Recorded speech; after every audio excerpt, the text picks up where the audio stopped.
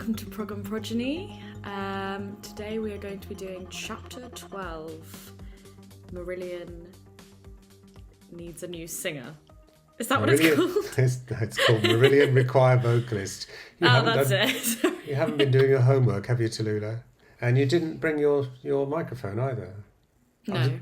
I'm a bit disappointed because somebody mentioned that they thought you had a cute dog. And I wish I could remember their name. And then I wrote back and said, are you talking about the dog? I said something about the dog. And are you talking about the dog that was barking at the end of the episode with Nick Davis? Or the grey furry thing that was with Tallulah? And she thought your microphone was a dog. No, really? Yeah. She thought it was a very well-behaved dog because it was just sitting there not doing anything. which is hilarious.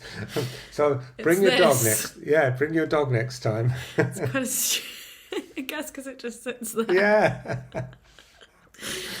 I don't think I could do this every episode with a dog on my lap. Anyway, that's funny. Before we actually get into the weeds of the chapter, I need to do a few mentions of new subscribers, shout outs. We've got David Wilson. Thank you, David. And Jagik Bayer. Sorry if I pronounced that wrong, if I murdered your name there. Thank you for supporting us. And we've got Vinny Lambaria and Chris Hundley. Thanks, guys. Thanks for Thank you. supporting us and joining our family at the Prog and Progeny podcast. Tallulah, what did you think of the chapter? I enjoyed the chapter. I didn't. It was sad. It was interesting, but sad. Yeah. It's when Fish leaves officially. Yeah, it's kind of. I was surprised there was some, not dispute, but disagreement between us and Fish over whether he actually left, which kind of surprised me until I reread his resignation letter. But we'll get to that. Yeah, it's a bit complicated, as these things are. But it starts really depressingly. You're stood on a ledge of a building. I'm sat it's pouring on a ledge. with rain. Yeah, I'm literally sat on a ledge. It's a bit worrying to read whenever because you open the chapter and it's definitely doing that for dramatic effect. Yeah, well, it was one of those things that I said it was in Luxembourg, but I honestly couldn't remember where it happened. But I think I really tried to find, by process of elimination, where it could have been, because it was around about that time. But you know how you can have a strong memory of something but not remember where it was? Well, clearly it was quite a dramatic moment in my life to be sat on a window ledge. The window ledge actually was quite wide. It was about a foot wide. It wasn't. You weren't thinking of jumping or anything, though? No, not at all. I was just messing about, just doing my stupid Mad Jack stuff. And then John just shut the window on me, just thinking it was funny, and left me out there, and then kind of forgot about me, because I think he was drunk. Yeah. But yeah, it was rather stupid for me to climb out on the window ledge just for shits and giggles, and even more stupid of him to shut me out there. But anyway, it all ended well. He let me back in. What was quite funny is that you mention a bit later on is that John kept getting drunk and then letting slip how much money he was making. Yeah, he was always doing stuff like that. He kind of couldn't keep anything to himself, so that's why he earned the nickname Torn Pocket. Because on the one hand, it was quite good that he was so easily. He revealed his thoughts so easily, and if you ever told John anything about somebody, he would go straight to that person and talk to them about it. He was kind of, which kind of helped to diffuse things a lot. But on the other hand, maybe he didn't say everything because there was a lot of stuff that wasn't said to various people. But like for example, Fish said he wanted more publishing. John came to us and told us, this is what's going on. So in some ways, I think it helped to diffuse situations that could have got worse. But as you can tell, things did still get worse over time. But yeah, I think it was fairly obvious that John was earning a lot more money than us by the size of his house and the fact that he was boasting about how much money he had in the bank. Yeah, but he wasn't doing well. Sorry? Emotionally, he wasn't doing well. Yeah, things were pretty bad. Things had got pretty bad with John. it just gradually got worse over time. So, as we say in that chapter, he finally decided to do something about it and checked himself into one of those drying out clinics in London. I don't remember which one it was, but I do remember going to visit him. We all went there one day to visit him while he was there, because he was there for about 6 weeks. Yeah, fairly depressing, and kind of, the fact that our manager was in hospital for drug abuse or, alcoholism, whatever, didn't inspire us. But as I've said in previous chapters, we didn't want to fire him because he was kind of the only thing between us and fish, and things between us and fish weren't great. So it's a very, very difficult time, really. I suppose we could have handled things better. I mean, to be honest, I think Fish was right. We should have fired John. And we did end up firing him. But at that point, we weren't ready for that. I don't think we were ready to take responsibility for looking after ourselves as well. No. With all the shit that was going down. Well, you talk about how a therapist at the rehab said that all of Marillion should go to rehab. John told you that. Yeah, John told us that there was a famous actor there as well. I won't name him because that's not really fair. But John, name him and cut it out. Yeah. John. I've never been to one of these meetings, but I hear that you stand up and you say your story. And John told his story in the group at the AA meeting, and the supervisors suggested that we all come in for treatment. Ian's response was, "Well, I thought we were all just having a good time, Yeah. But which we were, but it kind of got out of hand with certain people. Well, and then you played at Nelson Mandela's 70th birthday. That was fun. Yeah. Yeah, I really enjoyed that. I was terrified. Although he wasn't there because he was actually still in prison. That's right. Yeah. I was terrified of doing it. Terrified of the rehearsals. Actually, the whole thing was pretty nerve-wracking and scary because we'll play with people like Phil Collins and. Yeah, that's cool. I did feel like, oh my God, had a bit of. Who else was playing?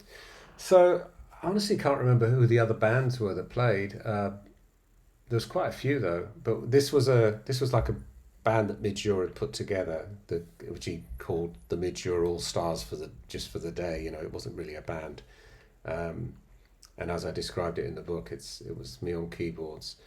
Paul Carrick was just playing electric piano, and he actually didn't want to sing anything. Paul Carrick is a really great singer and played.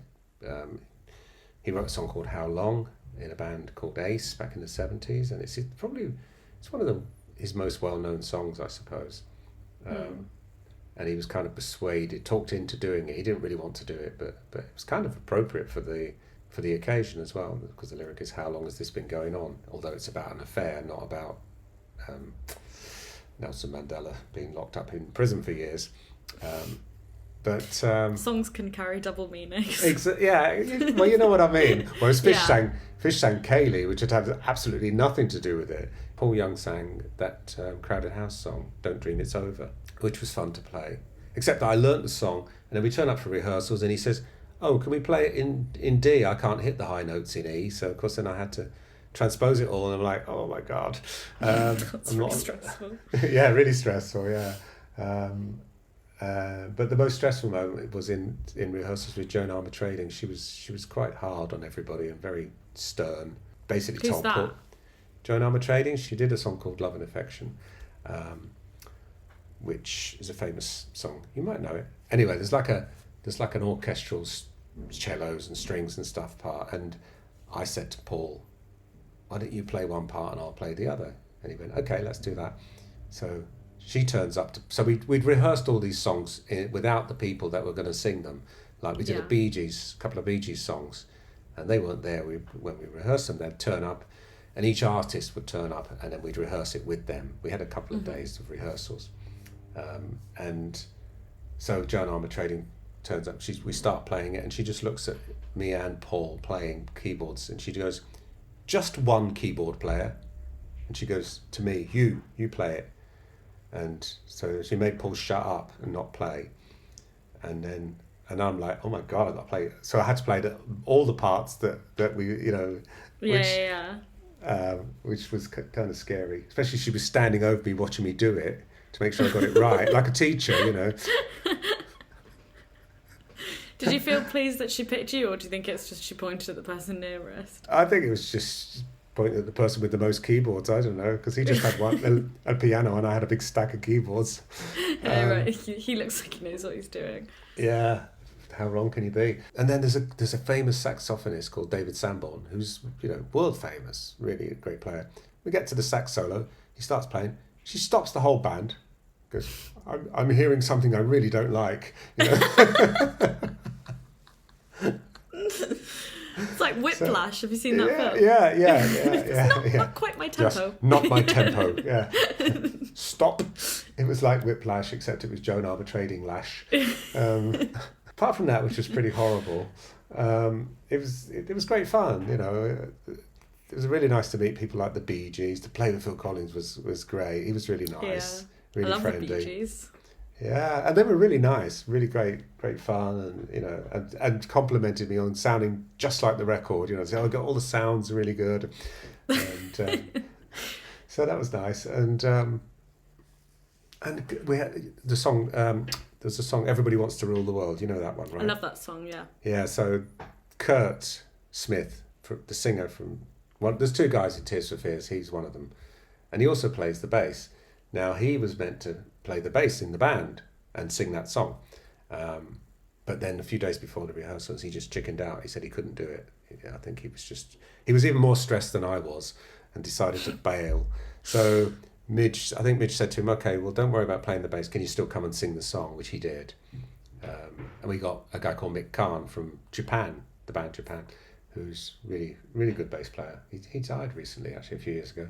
But the weird thing about him was, I'm looking at him thinking, there's something weird about him. I'm thinking, what is it? I couldn't figure it out. I keep looking at him. Then I eventually realised he had no eyebrows. He'd shaved his eyebrows off. It's like, once you realise, you go, it's I one get of those it. things. Yeah. Really... So it's just something weird. not right about his face. He's got no eyebrows, that's it. We did a Bryan Adams song, which I can't remember which one it was now. This was a long time ago. And Bryan Adams didn't come to rehearsal because he lives in Canada, so we kind of rehearsed it without him. And then he phones up. So we're in the dressing room on the day, and he phones Midge up from his taxi on the way from the airport, saying, "Hey Midge, I've changed my mind. I'm going to do. I knew it. I want to do this song instead." And Midge says to him, "That's fine, but you can do it on your own." And he went, "Oh, okay. No, we'll do the one we agreed then." Yeah, I was going to say someone's going to do that. Yeah. Surely. And then there was a song by Wet Wet Wet. It's quite syncopated and a bit tricky to play. And we started rehearsing it, and everybody went, "Nah, let's just let them play it. They can go on first, the whole of their band, and play it themselves, and then we'll come on and do ours." Yeah. So it was kind of very relaxed. Nobody was really too fussed about. And then Fish got up, of course, and sang Kaylee. Phil Collins and Mark Brzezicki played drums together. They did quite a fun drum part for Kaylee. Actually, it was good. So yeah, a really nice day. And there's videos Highlight on YouTube. of your career? It's up there. It's up there. I think. Yeah, it was such a fun experience to work with all these other people, and the rehearsals was for me were kind of more enjoyable than the gig. I mean, I enjoyed the gig, but spending time with them and working. I guess if you always play with the same band, it might be nice to play with some different people. Yeah. Well, it was kind of my first experience of that, really, and with a seriously professional bunch, really. Was Phil Collins really good? Yeah. Well, he is really good, but like he is. Yeah, he's. Did it feel different to play with him? It always feels different when you play with somebody else. Not to be rude about Ian.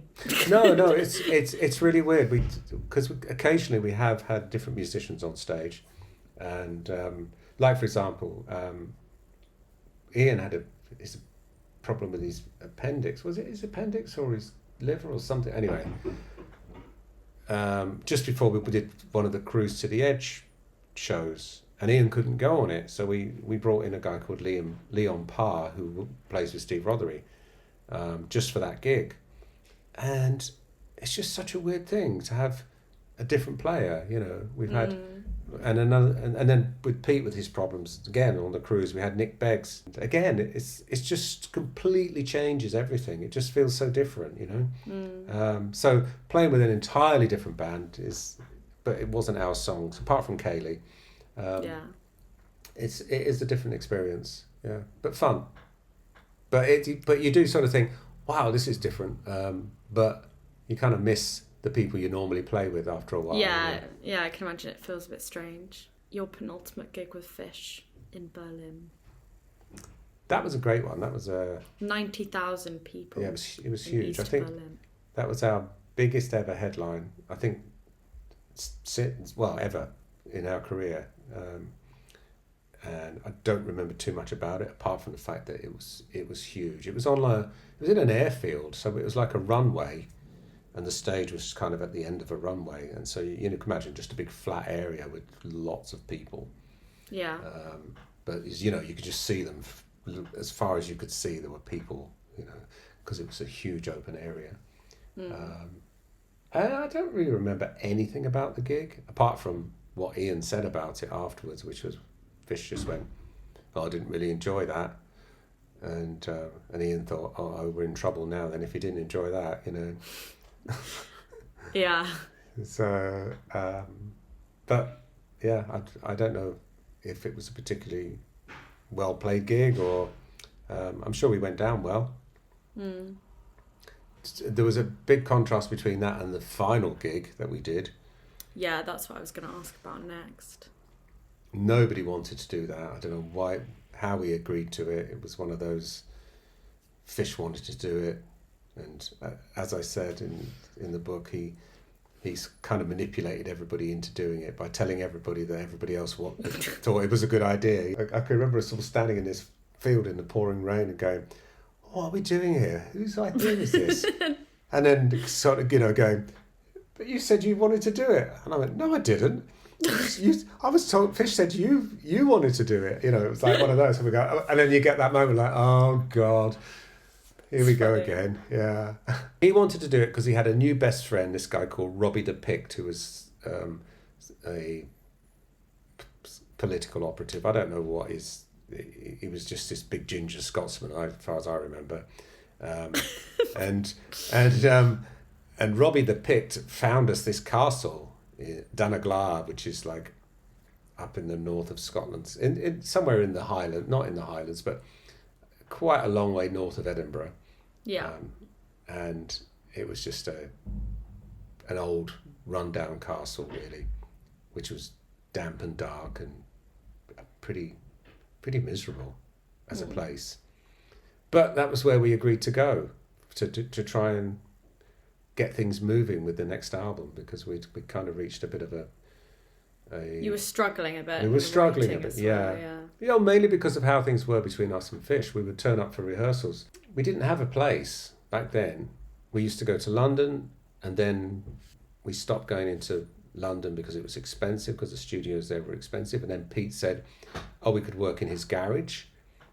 And we thought, okay, we'll give that a try. And Pete lived in the middle of nowhere, so we just kind of set up in his big double garage, and it wasn't great, but it was a place, And but Fish wouldn't show up half the time. We'd turn up and we'd start playing and try and write music, and he'd either show up very late or not at all. And when he did show up, he'd go, that's shit, don't like that. Yeah. Have you got anything else? And then he'd share his lyrics with us, and we'd be going, they're rubbish, don't like that. So we were kind of... It's not very conducive environment. No, we just really weren't seeing eye to eye, and I think it really was down to our attitude towards each other rather than the music or lyrics being shit. Yeah, it sounds like it. Because the music was what ended up as Season's End, quite a lot of it anyway, and the lyrics were what ended up on Fish's first solo album. So his. Do you think there was a bit of if one of you were going, "That's shit," the others would go, "That's shit," to be spiteful? Yeah, probably. Or was that not? So Robbie the Pict, I don't know how he met Fish, but he kind of latched on to him, and they became best friends. And he had the great idea of us playing Five Aid, and then had the great idea of us going to Scotland to write the next album, because it was a deserted castle in Scotland and it was cheap, probably. That's where we went for a few weeks, and I just thought, this is going to be really dull and boring. So I just got a brand new computer, which I was only using for playing video games on. It wasn't like I was making music with it, really. Back then you didn't really use computers much for music. And I packed that in my suitcase, and when I got to Scotland I found it was gone, and I didn't say it in the book, but what actually happened was I'd had a fight with Susie, and she'd taken it out of my suitcase in spite, really, just to piss me off. So you couldn't play your video games. Yeah, and I'm like, oh no, I'm stuck in Scotland with nothing to do. When you opened the suitcase and you saw it wasn't there, did you know immediately that she'd removed it, or did you assume? Yeah, I did, because I definitely put it in there. So, and then I was like, right, I'm gonna. That's so I had really funny. Yeah, so I just got one of the crew to drive me to Edinburgh, which was quite a long way, and bought another one. But how much was the new computer? Oh, it was quite expensive. But needs must. I remember Steve Rothery bought a mobile phone up to Scotland that he'd bought. It was like a brick. What year was this? What year? 1988.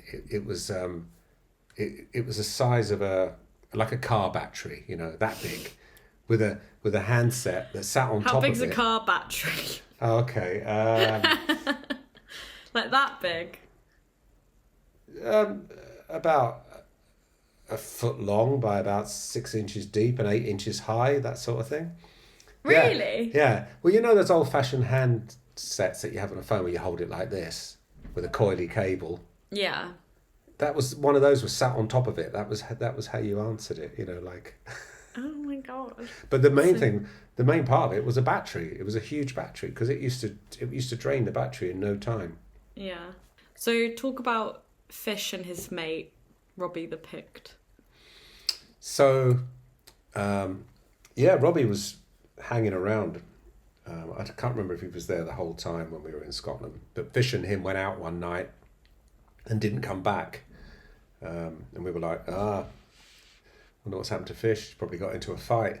And then they literally turn up the next day at lunchtime, both of them looking really bad, like, black eyes and big ears, and they got into a scrap with a bouncer who apparently had a plaster cast on his arm, where he'd obviously been in a fight and broken his arm, but he had an iron bar in the plaster cast. God. And so he whacking them with that. Yeah, that's apparently what happened. Yeah, they both looked terrible. Yeah, at the end of it all, we didn't really have that much to show for our time in Scotland. I can't remember how long we were there for. It was a few weeks at least. And then we came back home. We split up shortly after that. Well, Fish left shortly after that. Yeah. So that was brought about by a meeting at Fish's house. The painting gate. The painting gate, yeah. Which you have told me about before. Well, yeah, and I think it was like one of those pathetic arguments, really, because it wasn't the reason we split up. That was just the final catalyst. thing. Yeah, it was just because, as I described in the book, John had all the artwork, paintings for our albums around the walls of his office, and when he moved offices, he asked me to take them home and take care of them, because save them getting damaged in the move, which I did. And then we had this meeting scheduled, and I brought up the subject of what we should do with the paintings since I had them, and I suggested that we share them out. But Fish was having none of it. He was like, no, they're mine. They come from my ideas, which wasn't 100% the case. He means that the lyrics, the album covers based on the lyrics. Yeah, exactly. Yeah, so I get it. which is fair enough, but they are. But it's not like he painted them themselves. No, and they are the covers They're of Marillion album covers that you own. Yeah, that we all contributed to. They're Marillion album covers, and I don't think it would have hurt him to say, yeah, you can have one each and I'll keep the rest type thing, which would have been fine with me. That's what you suggested, isn't it? Yeah, something along those lines. Yeah. But he was like, no, I want them all. I remember that. He was like, no, I'm having them all. Apart from the one that we'd already agreed that Steve Rothery would have, which was the Market Square Heroes one, which I believe he's still got. Yeah, so we had the big fight, and I went home and got the paintings and dumped them all on his doorstep.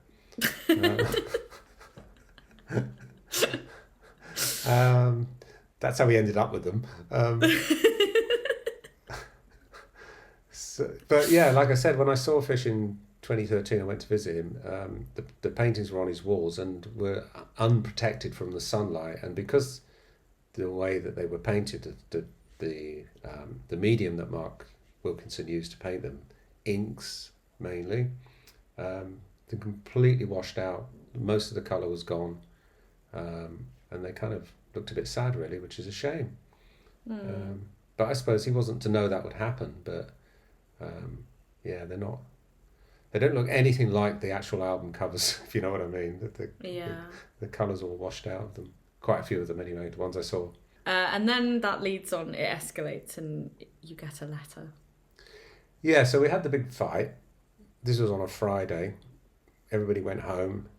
And it was a bit of a stand-up row, you know. So this letter, he wrote it on the 9th of September, 1988. And he kind of starts off with saying he's tired of shouting to us,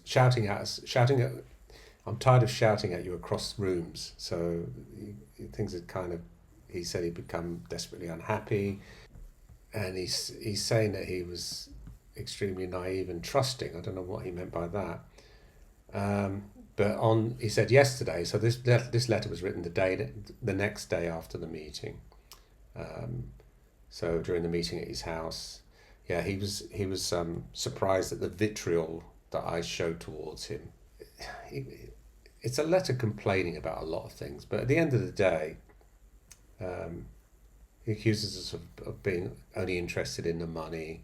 But the thrust of the letter, apart from to blame us for everything that was going on and calling us breadheads, what he's saying is he wants changes to be made. So see, that's why I'm saying it's not really a letter of resignation. More of an ultimatum. Exactly. Because he's saying he's moving up to Scotland and he wants nothing more to do with us and that we've hurt him deeply and all this stuff. So so he's kind of laying down, this is how I feel. I'm really unhappy and I want changes. And if we want to continue working with him, then it's going to be as like a business rather than as friends. And for that reason, he wants 50% of everything, and these drastic changes need to be made. And if we don't accept those changes, then we should accept this as his letter of resignation. That's pretty much where he's coming from with the letter. I think he was genuinely surprised that we said, let's accept it as his letter of resignation, rather than negotiating with him for how things were going to be in the future, because we didn't see how we could possibly have a future with him if he just wanted to have this business relationship where he was in control, really, and was getting most of the money. That was kind of, I don't know, it just didn't seem feasible for us to work like that. So, yeah, we accepted his resignation. And then did he lie in the bed that he made? Is that the right saying? Did he go, oh no, please? No, well, he claims that he didn't do this, but John phoned us up on Monday and said he's had Fish on the phone saying that he thinks he's been a bit hasty and maybe we should talk. As in, I didn't really mean to resign. I'd rather let's negotiate, let's talk. But by then we were definitely like, no, that's it. We've accepted it. It's over. So. Do you think you felt a sense of relief? Yeah, definitely. Like collectively, did you? Yeah, we did. Yeah. Yeah, and Because I think the fact that you kind of were so resigned in your decision, it's like shows that you kind of did it and you were like, oh, actually, that was the right decision. Yeah, and the fact that we had the option to not end it there. Although he instigated it, we were the ones that went, okay, yeah, it's over. You know, I think had it been a case of him leaving and us going, oh my God, what are we going to do now? A bit like, you know, Art Garfunkel with Paul Simon. When Paul Simon split up Simon and Garfunkel, Art Garfunkel was devastated and it wasn't his idea and he didn't want to do it. Yeah. You know, so you can see how if a singer leaves a band, it kind of can leave them feeling that they've been dropped in the lurch, you know. Yeah. I also think it would have been hard to fire him. Yeah, I think it would have been, you're right, because what would have probably happened then was there would have been a battle over the name probably. And that was the other thing, because he left and he kind of saw himself as being able to become a solo artist, I think, and he had this recognisable name in Fish. I think he was quite happy to let us keep the name, you know. I think if you'd fired him, he would have had a lot more grounds to make demands on things. Exactly. So it was almost the perfect way for him to go. I think you're right, absolutely, yeah. I mean, we still ended up... It wasn't mutual, it doesn't seem like, in that context, but it you know, it was as mutual as it was going to be. I think you're right, yeah. That's how it felt. Like he kind of half walked out the door and we gave him the final push. That was kind of it, really. Yeah. So and he was already thinking about it, I think. I think we all felt, probably including him, I'm sure, that we'd sort of stepped into the unknown, really, in terms of what it was going to do to our careers. And we didn't even have a singer, you know. Yeah. I mean, he had the task of trying to put a band together, which I think in some ways is easier. Really? Yeah, it's easier to do it. I'm not sure it's easier to do it well. Yeah, that's what I was going to say. Like, yeah, you can find a band. You have to find 4 really good musicians. And he did. You only have to find one. Because he was a famous singer from a successful band. He did put together a very strong band. The first incarnation of his solo band was a very strong band, I think. But expensive as well. That's the thing. You get these top class musicians, and they're not going to be cheap. What was the response from the fans? Devastated, I think. There was a lot of people that were really upset about it, and I can understand that. I remember when Yes split up. And the Rick Wakeman and John Anderson left Yes, and the guys from the Buggles joined Yes, Trevor Horn and Jeff Downes, and I was like, what? You know, I just couldn't believe it. I was like, you know, because they were like a pop duo joining my favourite band, while 2 of my favourite players in the band, the singer and the keyboard player, had left. You know. I was I wouldn't say devastated, but I was really pissed off and unhappy about it, you know. Yeah. So I could see that, you know, somebody who's discovered Marillion and we've just had, you know, misplaced childhood. Because you were just starting to say. Yeah, a few years into being really popular and having made, you know, two really good albums, suddenly the singer goes, "Oh, I'm leaving now." People just couldn't understand it, and I can't. When I think about it now, I think we were just so pathetic, really. All of us, Fish and us. Well, in the sense of how we behaved, you know, petty. You don't think it should have ended there? Well, I'm glad it did because of how things turned out. Yeah. But I could also say, you looking were back, childish, immature. Yeah, the stuff that we argued about, like arguing about spending the band's money on Fish's stage clothes or spending the band's money on musical instruments that we used at home. Do you think this is what Fish maybe meant in his letter about it being more of a business relationship, though? As in he thought it could carry on, but just in a business relationship? Yeah, because that would stop. You'd probably stop arguing about the petty things if you were. Yeah. Yeah, but I think John has to take some of the blame for the fact that it wasn't run like a business already, you know? No. So yeah, my relationship with Fish these days is that if I see him, we we get on fine, and but we don't. It's not like we speak on the phone every week or every month even. He's in the north of Scotland somewhere in the Outer Hebrides. God knows. And he's retired recently, hasn't he? He did retire, yes, as we know, earlier in the year. He did his last tour. I've got a feeling that he won't stay in retired. I'm curious, actually. Maybe I should give him a call and see what he's up to. The thing is, when we did the reissues, we did some documentary stuff about, like for example, Misplaced Childhood and Clutching at Straws, and got together with Fish and Chris Kimsey, and it was fine, So I think our relationship these days is kind of friendly and okay. Yeah. I mean, it was a long time ago, all that stuff. When I think about it, sometimes I go like, pisses me off a bit, but some of the there things... were loads of good memories as well, though. Yeah, exactly. If I think about the bad things, then I can get pissed off about it. But as you said, there was lots of fun times as well. We did have some good laughs together and some good times. So it's best to think about those. And we'll leave that there. Okay, well, that's it for this week. Thank you for listening. Thank you for listening. See you next time. Bye, Lula. Bye.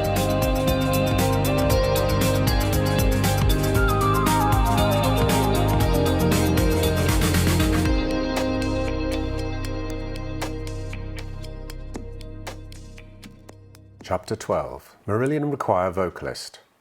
What feels like a gentle breeze at street level is a whole other proposition when you're this far from the ground. The ground was much on my mind, not least how far away it was and what kind of damage it could do if I should happen to lose my footing on this slick ledge and plummet to the rain-washed paving stones below. The wind picked up, the heavy droplets of rain striking me in the face. A faraway idea floated in the back of my mind. This, I thought, would be a funny old way to go out. There's a short story by Stephen King called The Ledge, where our hero has to take a bet to circumnavigate the 5-inch ledge of a grand apartment building, or be framed for a crime he didn't commit and ruined forever.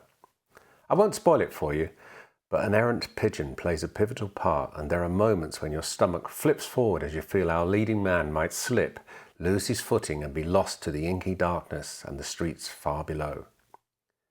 Thankfully, there was no pigeon here, and no one was expecting me to creep around the building's high perimeter, clinging to it like a lusty teen holding on to a partner for the last dance. As my drunken equilibrium attempted to right itself, I realized that I was in all sorts of trouble. The view from here was something else, but so would the damage be to my frame and face should I tumble from my vantage point. I was perched on the window ledge of a hotel room on the 9th floor in Luxembourg, looking down at the tops of the sodium lights illuminating the wet pavement far below.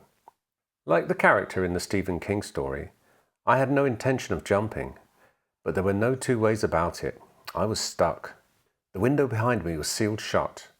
Inside the room, and an entire world away, were John Arneson and Dwayne Welsh. Dwayne was John's new business partner, who had recently left EMI to join All Round Productions, John's management company. Dwayne, the son of Bruce Welsh, bass player with the Shadows, was a confident, friendly and ambitious young urbanite who John hoped would help to grow his management operations outside of Marillion. John had seen the writing on the wall and was planning for a future beyond our band. Dwayne, a tumbler in his hand, looked up as my shivering frame came into focus. "Isn't that one of your artists out there on the ledge?" John, as drunkenly hazy as me, bolted into life. "Shit, yes, I better let him in." Welcome to the world of Marillion, circa 1988. We had survived the biggest and most successful tour of our careers. John told us that we would all be getting a £20,000 bonus from the tour, which was very welcome by me, as I seemed to be permanently in debt. Susie had hired a nanny to help with the kids while I was away, adding to our already overstretched domestic budget. The tour grossed over £2 million, and so John's commission was considerably more than 20k. We never found out exactly how much more because he had become pretty adept at sidestepping our inquiries to see the tour accounts. We sometimes caught glimpses of how well John was doing, because he often let things slip when he was drunk, which earned him the nickname Torn Pocket. Such as the time when he boasted that he had paid off his mortgage and had a cool $500,000 in the bank. Nevertheless, we had more pressing matters on our minds, namely John's deteriorating condition and Fish's general malaise and self-destructive bent. John had hit rock bottom. He had even attempted to end it all, albeit half-heartedly. One night, while drunk, he jumped out of his bedroom window. He landed in the flower beds below, and falling like only a drunk person can, as if he had been skillfully deboned before exiting the building, he managed to escape injury. Unfortunately, he didn't have a front door key, so muddy, wet and pathetic, he rang the doorbell. His wife Ginny, on seeing this broken man standing there in the rain, just scolded him and told him to go inside and change his clothes, as one might a boy who had been playing football in his school uniform in the park. This might have been the last straw. Ginny persuaded John to get help.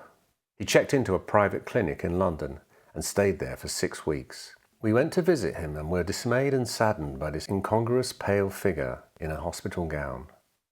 He might have lost his fire, but he still knew where to point the finger of blame when it came to the situation he now found himself in. John insisted it was the stress of managing Marillion that was to blame for his drinking and drug-taking. I'm not sure I buy that. I think some of his proclivities were very much in place before our paths crossed. However he justified his conduct, he did somehow manage to clean up his act and rehabilitate himself. He was like a new man when he finally left the clinic, dry and drug-free.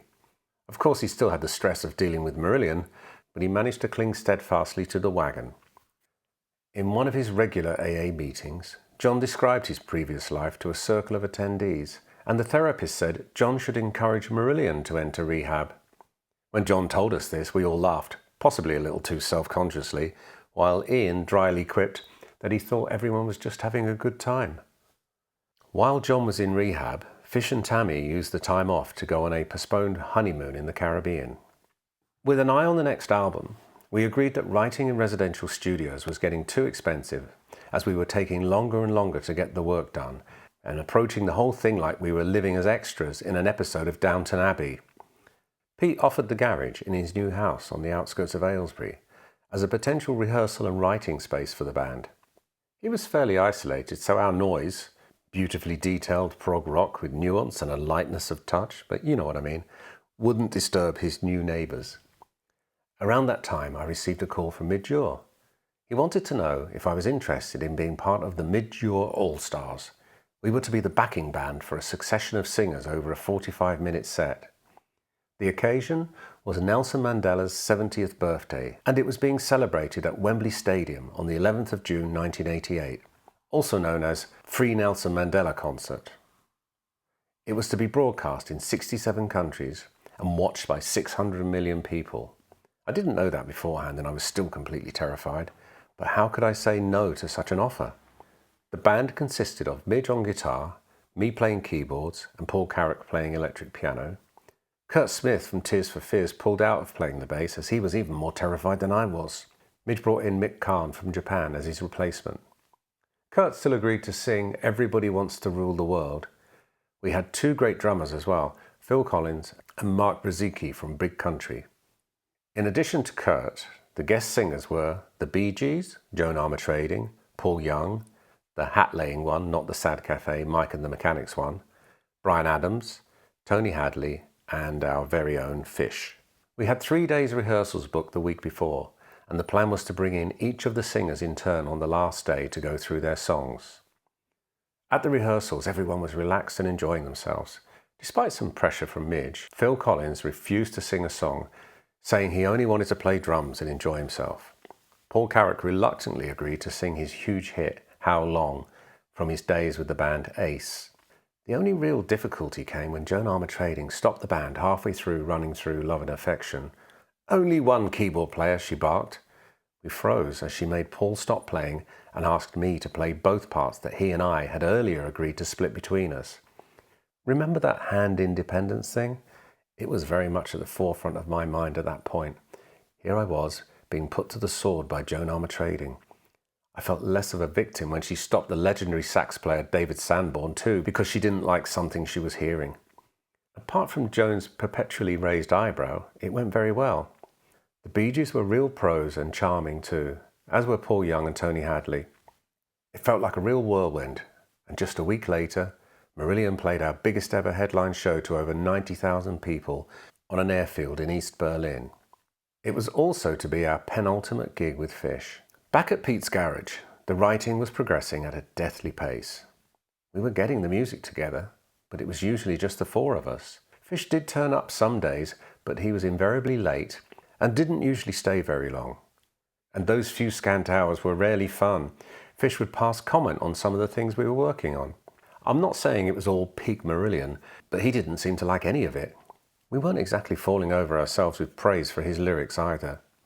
Had we been in a better place personally, then I'm sure we could have worked together to make a good, if not great, band album. After all, most of the music from these sessions became Season's End, and the lyrics helped fuel Fish's first solo album. But even if we were in denial about it, we were in the end game for this incarnation of the band, so nothing seemed to fit.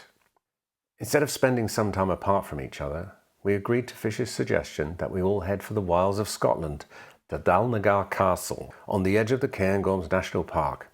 It was 30 miles from the nearest town, Perth, which in itself was not exactly a buzzing metropolis. As if to match our collective mood, even in the middle of summer, it was cold and damp. It was a castle built for repelling invaders, not welcoming musicians trying to cling to their careers. With its dusty, dark, wood-lined rooms and threadbare rugs, there was little to do except attempt to work on the next album, which nobody was in the mood for. Things deteriorated further when the brother of one of our crew turned up unexpectedly. I found out much later that he had been dragged up to Scotland to make a coke delivery. From that day on we saw less of Fish. I imagine he spent some of his time in one of the castle towers getting off his face and hatching plots like the castle's forefathers must have once done. One of the ways I held on to my sanity and tried to keep mostly out of trouble while away from home was to have a computer with me. I have whiled away the hours in hotel rooms all over the world playing computer games. My first computer was a ZX Spectrum, on which I can remember playing a text-only game called The Hobbit in my room at the Manor Studios while we recorded Fugazi. I wasn't a band named after a Tolkien book after all. I went on to a Commodore 64 by the time we arrived at Barwell Court. I spent more time than I care to admit in the Hervis Hotel in Berlin playing Ultima 4, The Quest of the Avatar. Phew, rock and roll. But while we were in that city, I was also introduced to the possibilities of how computers could be used for making music. A chap there showed me the Pro 16, Steinberg's embryonic MIDI recording software. My interest in computers and music was converging. Little did I know it then, but the seeds of my future were being sown. By the time we had got to Scotland, I was the proud owner of an Atari 1040 ST. Expecting downtime in Scotland, I was grateful I had packed it. Or at least I thought I had packed it. To my significant disappointment, when I opened my suitcase, I discovered it wasn't there. After a few months at home, it was obvious to me that all was not well. I had become acutely conscious that following just a few days there, I looked forward to leaving again. On one occasion, I was so unhappy that I jumped in the car, sped away from home, and lost control at the first roundabout I came to, skidded down a grassy bank, and came to rest wedged sideways on a high-sided single-track lane. I just waved at the startled passer-by who was craning to see if I had broken my neck or if my car was about to burst into flames. I'm not sure they were expecting my cheery insouciance or for me to survive, come to that. Aptly enough, we were in Scotland when we played our last ever gig with Fish. Even though it was for a good cause, to raise awareness of environmental issues, the warning signs were all there that it had the potential to be completely shambolic. In typical Fish style, he had phoned each of us in turn and said that the others, as well as John, were all up for doing it. I remember thinking, if everybody else wants to do it, then who am I to say no? On the day, we were all standing in a muddy field in the pouring rain from a leaden sky asking why we had agreed to do this. Then it dawned on us. We had fallen for it again. You would think we would have learned. I'm still not sure why Fish was so keen on us playing Five Fade. I think it had something to do with his new best friend, a chap called Robbie the Pict, a hardcore Scottish nationalist. Robbie was also responsible for finding the castle in Dalnagar. Either way, we blamed Fish for the whole thing, which didn't help band harmony. One night, Fish went out with Robbie and didn't return until the next afternoon. They were both in a terrible state, having been beaten up by some bouncer at a club. Another dark talisman, another portent of doom, as if we needed one. We returned from Scotland feeling demoralised, but we still felt we had enough music to make it worthwhile recording some demos. We went to a studio in Wallingford, Oxfordshire, the aptly named Tone Deaf, to put down what we had so far. Those demos were later released as bonus tracks on the 1999 reissue of Clutching at Straws, so you can judge for yourselves how well it was going. After 2 albums with Chris Kimsey, we felt it was time for a change. One name that came up was someone we all respected, Bob Ezrin. He came to visit us one afternoon and was not impressed by what he heard at all. He said the music just went backwards and forwards, and perhaps fearing we were too dim to understand what that meant, he began jumping back and forth from foot to foot, like a performing chicken dancing on a hidden hot plate in a carnival sideshow. He might have worked with everyone from Alice Cooper to Peter Gabriel and Pink Floyd, but it was hard to appreciate all that musical history when he wouldn't stay still. He finally came to a halt to tell us there were no songs and we should go away and finish writing the album before approaching him again. He might have been right, but we never went back because less than 2 weeks later, Fish was no longer our singer. John Arneson was moving from his office in Richmond to a new office in the Hit and Run building in the West End. Hit and Run was the management company headed by Genesis manager Tony Smith, not Tony Stratton Smith, who had sadly died a year earlier. Hit and Run had bought our Charisma Publishing, so they were now our publisher too. John was renting office space from them, but the arrangement would soon become significantly more than that. One day, when I was visiting John, just before the move, he asked me if I would take all of Mark Wilkinson's original paintings home with me for safekeeping. They had been hanging on his office walls, and he didn't want them to get damaged in transit. Besides, they belonged to the band, so we should decide what to do with them. When EMI commissioned Mark to paint a Marillion cover, they paid him for the right to use the image, but not for the painting itself. Mark wanted to keep the paintings, but we came to an arrangement with him that Marillion would buy the paintings from him. We made it clear that this was a condition of us using his work. We paid a nominal sum for each painting, which was nothing like what they'd subsequently be worth, but they were only worth more because they were Marillion covers. Subsequently, Fish had offered to pay the band what we had paid Mark for them, which seemed fair enough. We all met up at Fish's house on the 8th of September 1988. It was the 6th anniversary of signing to EMI, but as a band we were very far removed from clinking celebratory glasses and wishing each other well. One of the items on the agenda that day was a book of Mark Wilkinson's paintings he was planning to publish with Fish's involvement. Collectively, we had all worked hard to get here, and didn't think that Fish and Mark should be using the Marillion name without at least consulting us first. It's indicative of where our heads were at then. In happier times, we would have toasted the success of their project and left them to get on with it. But we were a band made up of 2 camps then, and everything felt like attrition. I brought up the subject of the paintings and suggested to Fish that maybe he would agree to let everyone in the band have 1 piece of artwork each. We had already agreed that Steve should have the Market Square Heroes cover art, in recognition of his founding member status. I suggested that Fish should say which ones he was particularly attached to, say the album covers, and the 3 of us could choose one of the minor pieces for ourselves. The He Knows You Know cover was an ideal candidate for me, as it was my original idea. But Fish was in no mood for compromise and flatly refused, saying he wanted them all.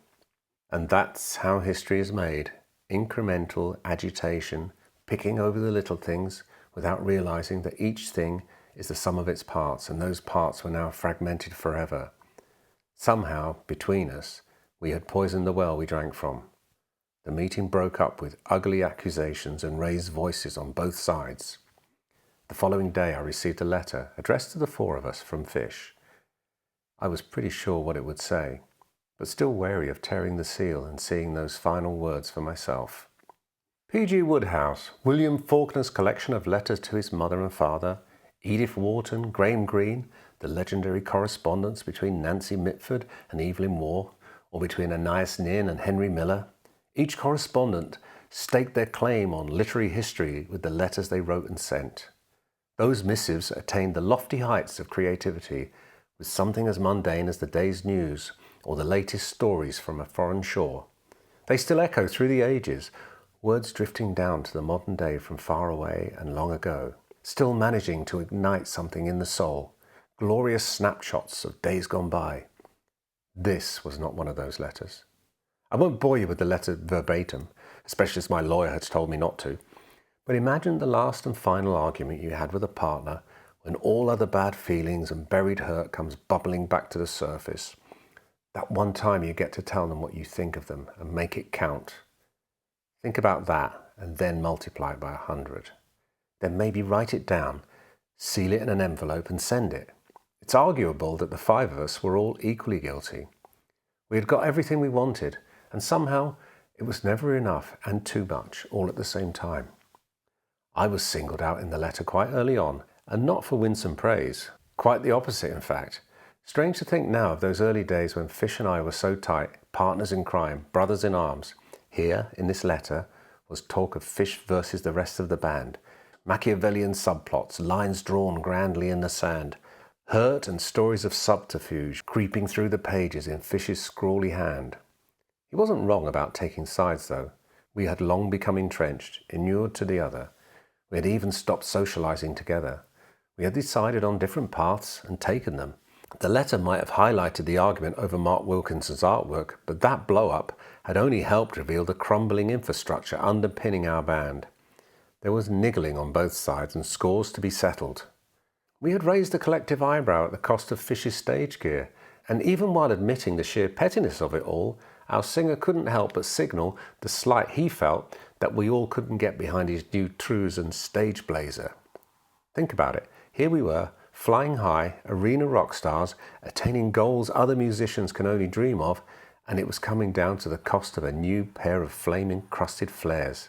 Though, as Fisher's letter made clear, there was something closer to the dark heart of all this. We weren't even able to make music like we once did, he said. Bob Ezrin might have been incapable of delivering bad news while stationary, but Bob might have had a point. As the letter continued, Fish laid the blame for the blunting of our artistic integrity on our desire to only make moolah over music, which was a bit rich coming from the singer who had coerced our manager into agreeing to increase his percentage of songwriting to the detriment of ours, though Fish would argue his was a more deserving case than ours. Besides, as he insisted, he wasn't in it for the money. He finished up his plaintive pages of passive-aggressive prose with one final shot across our bow. The message was clear. I'll make music with or without you and this monstrous band. Fish was also in the throes of moving home to Scotland. He was soon to be out of sight and mind. He asked or demanded, depending on your point of view, for change. But for change to come, it had to come from both parties. At this point, we were 1,000,000 miles apart. I don't know if a break from each other would have helped. Some time to contextualize it all. But we were done with the other, tired, fractured and spent. It was how we as a band felt, and judging by Fish's letter, it was how he felt too. It was about the only thing we had left in common. Still, I did wonder if I'd gone too far in my confrontation with Fish. When angry, I'm sometimes guilty of saying too much. Fish had singled me out in his letter, and I wasn't sure if the rest of the band would throw me and John under the bus and try to make it up with Fish. We had never discussed what would happen if Fish tried to get rid of one of us. I needn't have worried. The band and management dynamic was already shifting, like sand beneath our feet. The 4 of us and John made a number of calls over the weekend and unanimously agreed that we should accept Fish's resignation. We didn't have a plan or any idea what we would do next, but we had reached the end of the road with Fish. Fish was once again trying to exert control over the band, and if we acquiesced one more time, then he would fire John and gradually turn us into his backing band or force us out one by one. The fact that he was again pushing for 50% of the publishing showed where his heart and motivation truly lay. He wrongly assumed that once again we would back down and want to work things out. When John called him on Monday, Fish had said as much. He wondered if he might have been a bit hasty in writing that letter. John quickly made it clear there was no going back.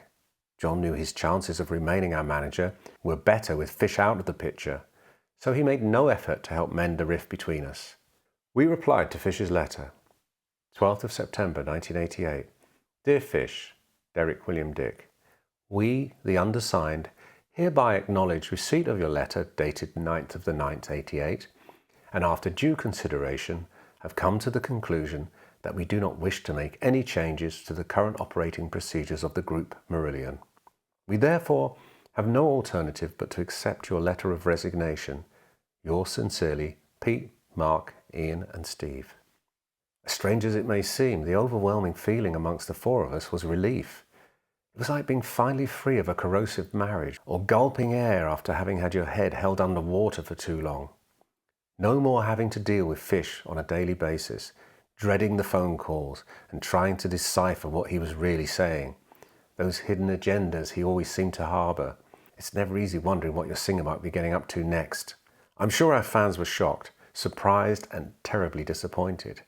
Why would we split up at the height of our success? It was the success that made us all believe that we could carry on without the other. Fish may have assumed that our fans would continue to come and see him perform, buy his albums and quickly forget us. When people thought of Marillion, they pictured Fish. Only our hardcore fans could even name the rest of us. We were similarly brazen. We thought we could find another singer to replace Fish. He sang the songs, but the music came from us. His words resonated with some people, but most of our global fans didn't even speak English. QED, Fish needed us more than we needed him. Hubris and enough money on both sides will do that to a band. It made our split seem not only possible, but survivable. John Arneson heaved a sigh of relief, but it wasn't without some pain. He had just negotiated a new publishing deal with Hit and Run. We would get to share £1 million between us if we could sign the deal before we announced the split. This didn't sit well with us. We asked John to renegotiate a new, less lucrative deal that didn't involve Fish. There was still enough goodwill between Fish and the band for us to agree to make a joint announcement about the split. We also agreed there should be another double live album to mark the end of this era, although the main reason was to bring in some much needed money while we decided what to do next. We made the obligatory audio repairs at Westside Studios with Nick Davis engineering and mixing. Fish agreed to do his bit, but insisted that none of the band were present when he did so. The Thieving Magpie was released in November, and Steve and I made the front cover of Kerrang with the headline, "So long and thanks for all the lyrics, Fish." We got down to the pressing business of finding a new singer.